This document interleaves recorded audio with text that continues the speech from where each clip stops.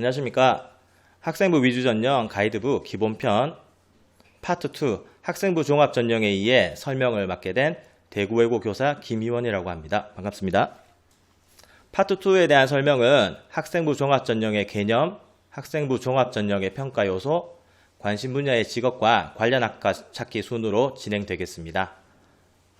먼저 학생부 종합 전형의 개념에 대해서 말씀드리겠습니다. 학생부 종합 전형은 입학사정관이 학생부의 다양한 기록을 중심으로 지원자를 종합적으로 평가한다 라고 되어 있습니다. 이 종합적인 평가의 의미는 점수로 산출되는 성적뿐만이 아니라 학생부 전체를 종합해서 평가한다. 따라서 학생부 종합 전형은 말 그대로 학생부 전체를 종합해서 평가하는 전형이다 라고 생각해 주시면 좋겠습니다. 교과 성적은 주로 3학년 1학기까지의 성적이 활용이 되고요.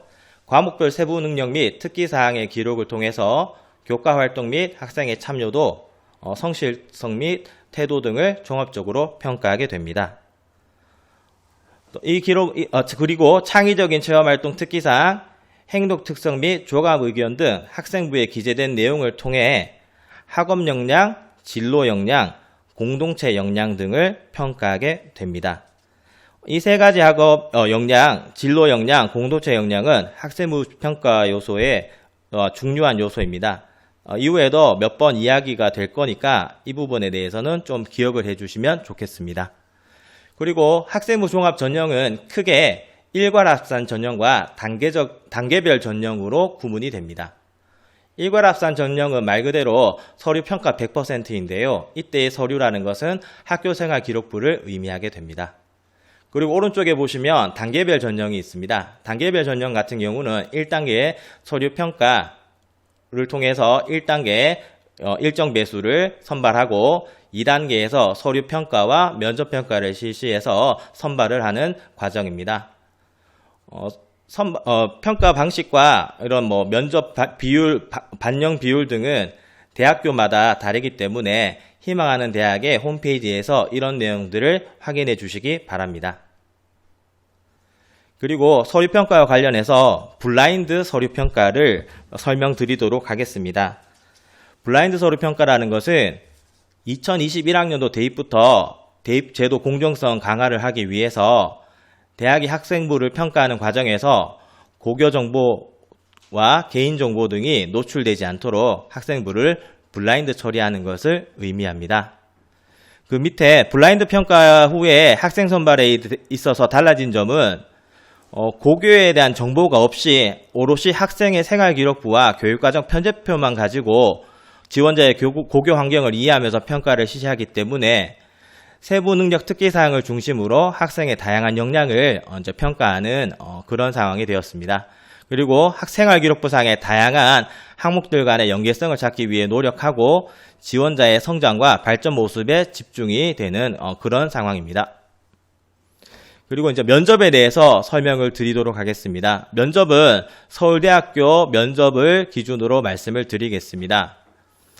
면접은 크게 서류 기반 면접과 제시문 기반 면접이 있는데요. 먼저 서류 기반 면접에 대해서 말씀드리면 평가 자료는 일단 생활기록부 등 제출된 서류입니다.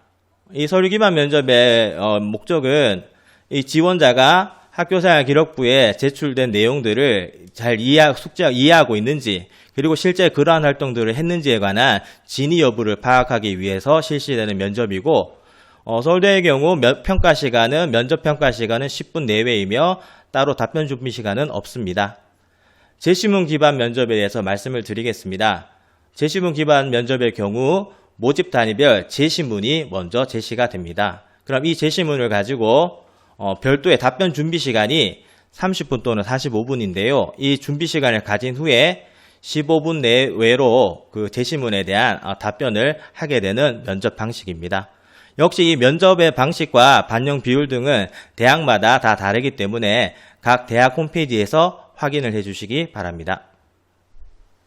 자, 그리고 이제 학생부 종합 전형의 평가 요소에 대해서 말씀드리도록 하겠습니다.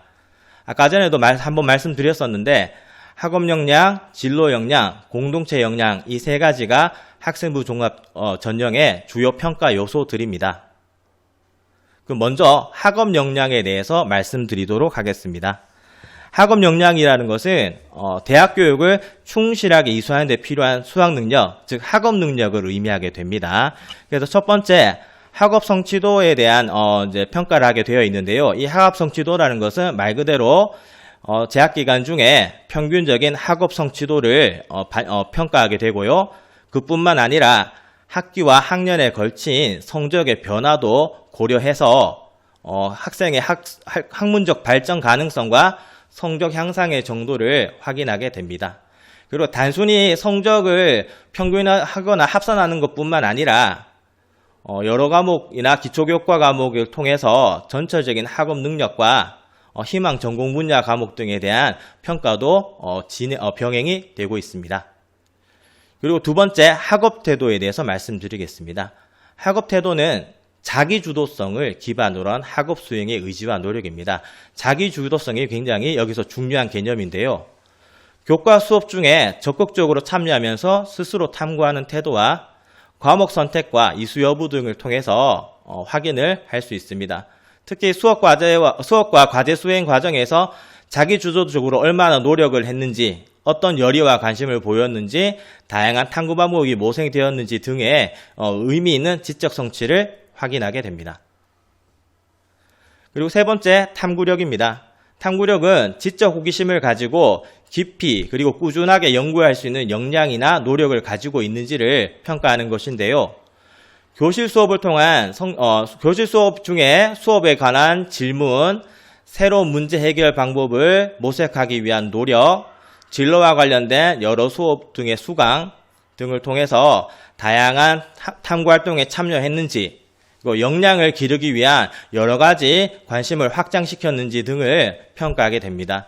또한 수행평가 등을 통해서 학생 스스로가 다양한 상황에서 자신의 지식과 기능을 적용하고 활용하는 그런 활동을 통해서 탐구력을 확인하게 됩니다. 뿐만 아니라 창의적 체험 활동을 통해서도 주제 탐구 및 프로젝트 학습 관련 등의 활동을 통해서 여러 가지 탐구 역량을 파악하게 됩니다. 그리고 다음 진로 역량에 대해서 말씀드리겠습니다. 진로 역량은 자신의 진로와 전공 계열에 대한 탐색 노력과 준비 정도를 의미합니다. 첫 번째, 전공 관련 교과 이수 노력입니다. 말 그대로 본인이 희망하는 전공 또는 계열과 관련된 과목을 적절하게 선택해서 이수했는지를 평가하게 되는데요. 대학이 제공하는 전공 분야의 교과 이수 권장 과목을 참고해서 다양한 전공별이나 계열별로 적절한 과목을 선택했는지, 그리고 그러한 과목들을 얼마나 이수했는지, 그리고 학교가 그 과목을 개설하지 않았는 경우 소인수 과목이나 공동교육과정 등의 개인적인 노력을 통해 추가적으로 과목을 이수하려는 노력이 있었는지, 학습 단계에 따라서 과목이 이수가 되었는지, 좀 힘들긴 하지만 수준 높은 과목을 이수했는지 등을 평가하게 됩니다. 그리고 두 번째, 전공 관련 교과 성취도는 말 그대로 전공 계열에 필요한 과목을 수강하고 취득한 어떤 학업의 성취 수준을 보게 됩니다. 여기서는요, 동일 교과 내 공통 과목과 일반 선택 과목의 석차 등급하고 절대평가로 진행이 되는 진로 선택 과목의 성취도를 비교해서 종합적으로 교과 성취 수준을 판단하기도 합니다.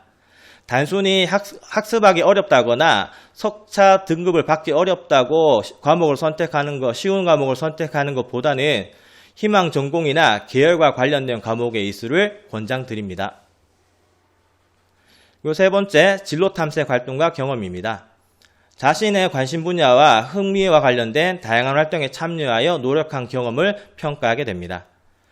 관심 분야나 흥미 관련된 활동에 참여해서 노력을 했는지, 그리고 여러 가지 창의적 체험 활동이나 교과 수업 활동을 통해서 희망 전공에 대한 관심을 갖고 탐색을 했는지, 이런 부분들을 확인하게 됩니다.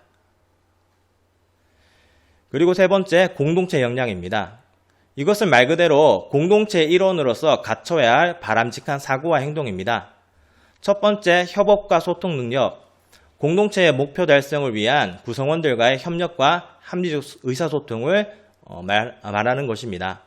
그래서 창체 활동이나 수업 등 학교 생활 전반에서 동료를 존중하고 함께 생활하는 이런 협업의 모습을 보여주는지, 그리고 학생 중심의 수업에서 공동과제 작성이나 프로젝트 발표 등 여러 가지 협력 과정에서 성취한 결과물이 있는지, 그 다음에 타인의 의견을 공감하고 수용하는 태도 등을 평가하게 됩니다. 그리고 나눔과 배려입니다. 말 그대로 상대방을 존중하고 이해하고 다른 사람을 위해서 기꺼이 나누려는 그런 태도와 행동을 의미합니다. 그래서 학교 생활 속에서 이러한 나눔이 실천되고 있는지, 상대방의 의견이나 가치관과 충돌한 상황에서 공동체가 함께 성장할 수 있도록 이타적인 노력을 보인 적이 있는지, 그다음에 상대방의 입장을 고려한 그런 나눔과 양보, 배려 등을 실천했는지 등을 평가하게 됩니다. 그 다음에 세 번째, 성실성과 규칙 준수입니다. 이것은 당연히 책임감을 기반으로 자신의 의무를 다하고 공동체의 원칙을 준수하고 있는지를 보는데요. 수업 출석이라든지 단체 활동 참여 등에서 자신의 의무를 충실하게 수행하고 있는지를 확인하게 되고, 공동체의 규칙과 규정을 잘 지키고 있는지 등을 확인하게 됩니다. 네 번째, 리더십입니다. 목표 달성을 위해서 구성원들과의 협력과 화합을 잘 이끌어냈는지를 살펴보게 되고, 학생회 회장이나 학급 반장, 동아리 회장 이외에도 목표 달성을 위해서 구성원들의 참여와 노력을 이끌어낸 적이 있는지, 그런 것에 영향을 준 적이 있는지 등을 확인하게 됩니다. 네, 그리고 또 한 가지, 수능 최저 학력의 기준에 대해서 말씀을 드리도록 하겠습니다. 수능 최저 학력 기준에 대해서 아마 들어보신 적이 있을 것 같은데요. 수능 최저 학력 기준이라는 것은 수시 모집에서 대학이 지원자에게 요구하는 수능 과목 등급의 합을 의미합니다. 대학 또는 학과에 따라서 수능 최저 학력 기준 반영 여부와 방식이 다르기 때문에 확인이 필요하고, 대학에 따라 다르긴 하지만 수능 최저 학력 기준을 충족하는 수험생의 비율이 대체로 50% 이내입니다. 따라서 학생부 종합전형을 준비하는 학생들도 수능 준비는 필수라는 것을 꼭 명심해 주시기 바랍니다. 그러면 2025학년도 고려대학교 학생부 종합전형, 학업 우수 전형을 예시로 들어서 설명을 드리도록 하겠습니다. 이 경우 반영 영역은 국어, 수학, 영어, 탐구 상위 1개 과목, 4개 영역 등급의 합이 8 이내이며 한국사의 등급이 4등급 이내가 최저 등급 기준입니다. 먼저 왼쪽에 첫 번째 사례 살펴보시겠습니다. 국어 2등급, 수학 2등급, 영어 1등급, 탐구 2등급, 한국사 1등급인 경우 등급의 합이 국수, 영탐 등급의 합이 7이고 한국사 1등급입니다. 이 경우는 4개 영역 등급의 합이 8 이내이고 한국사도 4등급 이내이므로 수능 최저 기준을 충족한 상황입니다. 그럼 두 번째 사례를 보시도록 하겠습니다. 국어 1등급, 수학 3등급, 영어 2등급, 탐구 3등급으로 등급 합이 9가 되고 한국사는 1등급입니다. 한국사 등급은 충족했지만 4개 영역 등급 합 8 충족을 못했기 때문에 수능 최저 기준 미충족으로 불합격 되겠습니다. 자, 이번에는 조금 더 체험 위주의 활동을 안내 드리도록 하겠습니다. 관심 분야의 직업과 관련 학과 찾기인데요. 교재에 보시면 커리어넷이라고 있습니다. 커리어넷은 진로 및 진학 관련해서 다양한 정보를 얻을 수 있는 굉장히 유용한 사이트입니다. 여기 통합 검색에 보시면 여러 가지 것들을 입력할 수 있는데요. 본인이 관심 있는 부분에 관한 단어들을 입력해 주시면 되는데 선생님의 경우 인공지능을 한번 입력해 보도록 하겠습니다. 인공지능을 입력하게 되면 여러 가지 직업이 검색이 되는데요. 저는 그 중에서 데이터 마이너를 클릭해 보도록 하겠습니다. 데이터 마이너를 클릭해 보면 직업백과라는 부분에서 데이터 마이너와 관련된 직업명, 관련 학과 및 관련 자격, 하는 일, 핵심적인 능력 등이 소개가 되고 있습니다. 이런 것들을 확인해서 여러분들 교재에 있는 30페이지에 있는 이 부분의 워크시트에 검색 키워드, 직업명, 관련 학과, 하는 일, 핵심 능력 등에 대한 정보를 입력해 주면 좋겠습니다. 지금 당장 아는 것은 아니고 여러분들이 시간 날 때마다 본인이 관심 있는 부분에 대한 검색을 하면서 여러 가지 직업이라든지 관련 학과 그리고 핵심 역량에 대한 이해를 넓혀주면 좋겠습니다. 네, 이상으로 파트 2 학생부 종합 전형의 이해에 대한 설명을 마치도록 하겠습니다. 감사합니다.